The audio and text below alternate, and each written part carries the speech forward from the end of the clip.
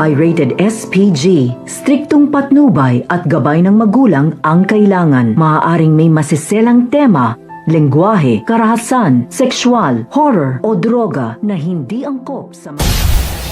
Welcome back mga ka-episode plus at narito mga dapat nating abangan dito nga lang sa abot kamay na pangarap kung saan tinawagan nga nito ni Doc Benitez itong si Zoe at binabalaan na nga siya natigilan na nga ang pakikipagsabuatan dito nga sa mami nga niya dahil natatakot siya na mabisto nga siya nito nila Doc Tanyag at kapag nga nagising na nga raw itong si Lolo Pepe ay posibilidad na ituro nga siya na isang suspect kaya naman nang sinabi nga nito ni Zoe ay alam naman na nga niya ang kanyang kapalaran at hindi na nga rin niya alam ang gagawin nga rin niya kaya may humihingi siya ng tulong dito nga kay Doc Benitez na pagtakpan na nga lang siya sa kabilang banda naman nga ay isasagawa na nga nito nila Justine at ni Eric kanilang pinaplano laban nga rito nga sa Apex posibilidad nga kaya na sila ang humila pababa sa Apex upang sa gayon nga sa paghihiganti nga nila sa pamilya Tanyag. Ano nga kaya ang masamang pinaplano nga nito na mag-ama na si Justine at si Eric